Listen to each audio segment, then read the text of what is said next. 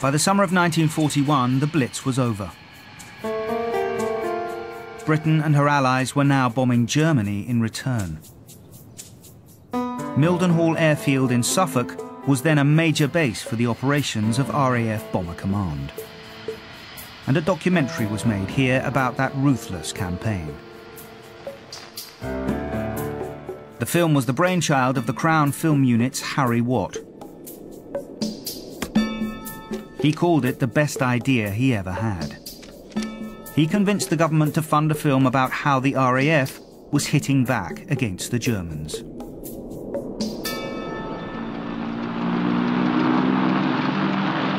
Made in 1941, Target for Tonight was the most successful documentary in the history of the movement.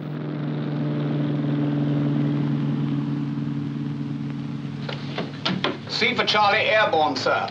19 hours, 35 minutes. Anchor, translate, please. Hello, control, pass out. C Charlie took off 1935. On Target for Tonight, Watt used techniques he'd pioneered on night mail.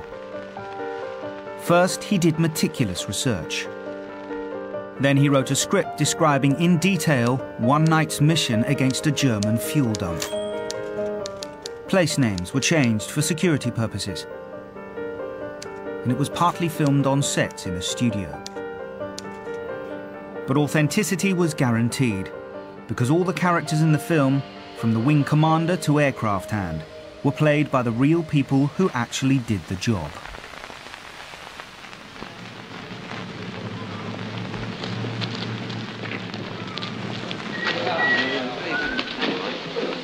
Man I want. You owe me half a crown.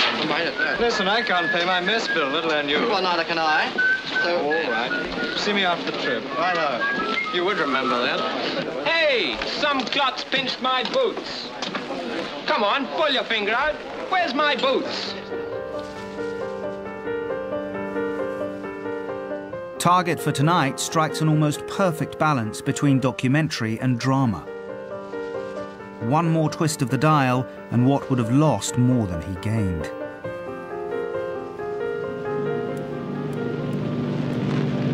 Bomb doors open.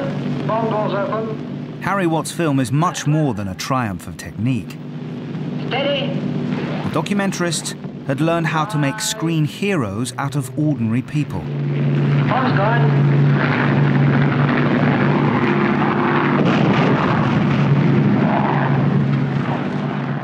Target for Tonight works in the same direct but understated way.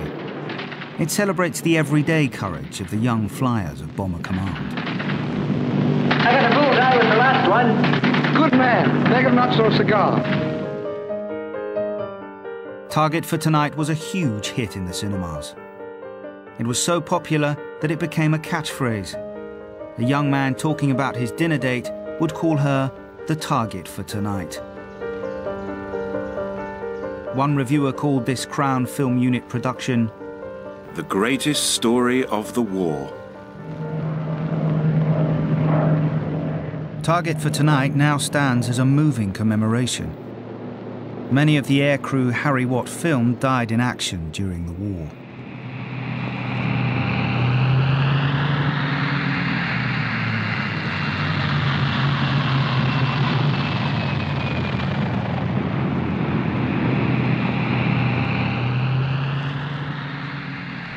Go and get an ambulance, will you?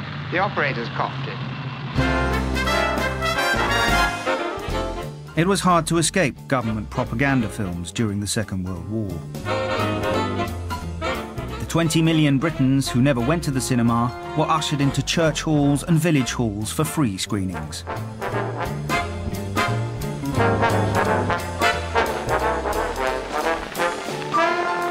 In the days before TV, this was the only way they could be reached. They were shown films explaining how best to behave in every aspect of life on the home front. From driving in traffic to good nutrition. By the end of the war, the MOI had a fleet of over 100 projector vans, which laid on some 60,000 screenings a year. All of this propaganda onslaught was made for the government by the documentarists.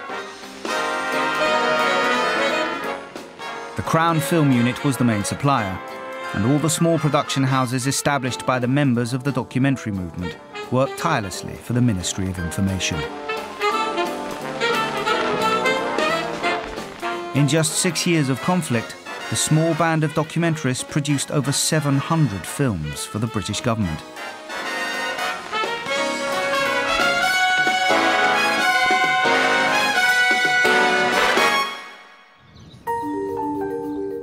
The culmination of the struggle of the documentary movement came as the war ended in 1945. The government was already planning for the coming peace. The Crown Film Unit was ordered to produce a film that would set a hopeful tone for this future.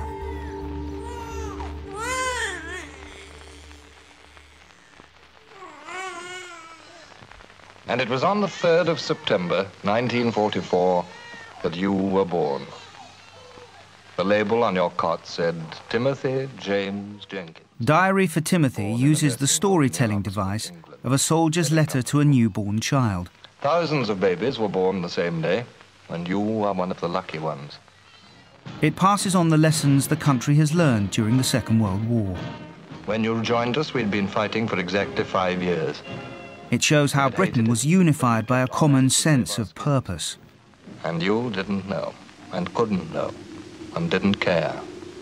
Safe in your pram. This was the truth the documentary movement had been established to expose. In Diary for Timothy, it is revealed with compelling emotion. About 5 kilometers to the west of Arnhem, in a space 1,500 yards by 900 on that last day, I saw the dead and the living. Those who fought a good fight and kept the faith with you at home, and those who still fought magnificently on. They were the last of the few. Diary for Timothy was directed by Humphrey Jennings. He was inspired by seeing Britons joined together during the war. He described sensing a glowing warmth of love and comradeship for each other. His faith in the spirit of Britain seems to have given Jennings the confidence to reveal the country as he genuinely saw it. At times, its honesty makes Diary for Timothy uncomfortable to watch, but all the more powerful. This is what documentary is all about.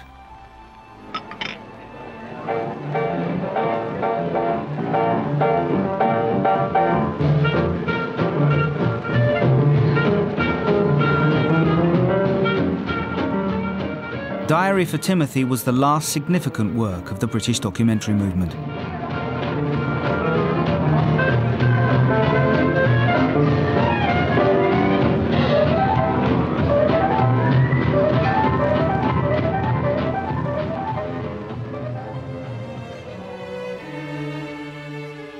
After the Second World War, the movement petered out.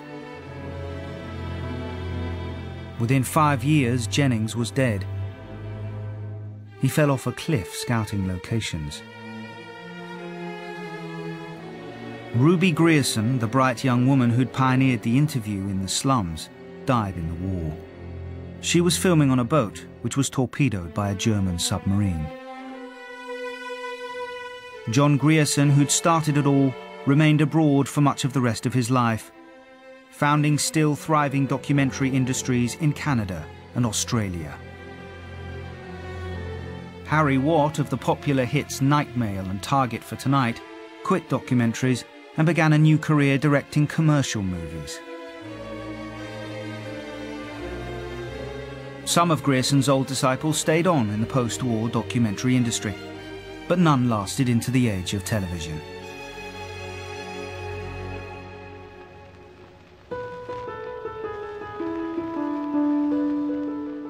The British documentary movement had flourished for about 15 years. It had begun with a political idea, to unify the country through films about the real lives of the people who live here. To do this, they developed a new craft. They'd become experts at making uplifting portraits of ordinary life. During the Second World War, the British public had become used to watching reality. Britons had learnt to enjoy looking at themselves. The movement had set out to reveal ordinary life. By 1945, the documentary had become part of it.